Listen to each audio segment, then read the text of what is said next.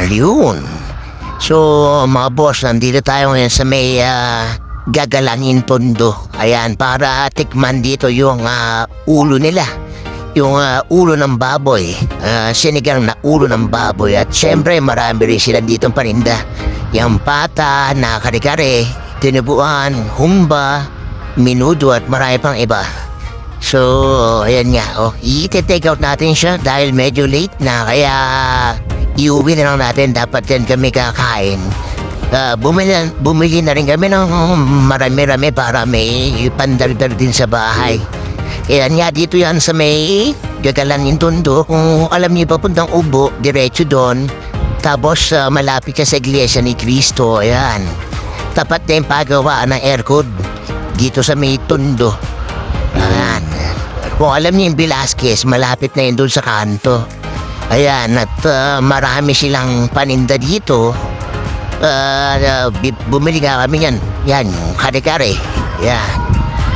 Tapos, yung iba, may mga may mga ibang order pa. Kaya lang medyo late na kami. Kaya, ito na nalangan natatnan namin. Pero hindi silang tinitindan dito na roof na mga baboy. Ayan yung mga presyo nila. Ito yan sa Brielas Hog Dealer. Ayan, meat shop yan Andyan, 2019 pa pala sila. So, nadaanan natin to last week. Kaya binalikan natin. Hirap na maglakad si Mapri Parang ina-arthritis na, wala pa yung ulo ng baboy. Kaya, na-take out na natin. So, ayan yung pinamili natin. 5 ulo ng ulo ng baboy, sinigang na baboy. Yan, tapos yung mga kare-kare at tinubuan. Mamaya, pag uwi natin, titikman natin yan at malalaman natin kung masarap na. Binayaran na ni Mafri para tayo ay uuwi na.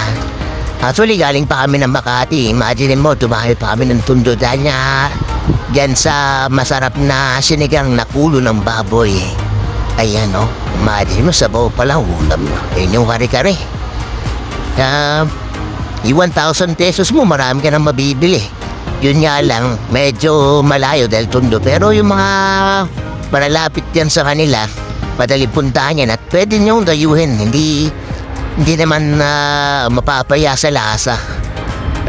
Masarap Paningin pa lang masarap na. So, mamaya, pag uwi namin bibigyan ko ng verdict kung masarap ba o hindi.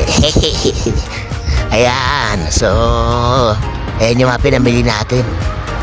Tayo'y uuwi na para matikman na natin yung ating binili na sinigang na ulo dyan sa Brielas meat shop.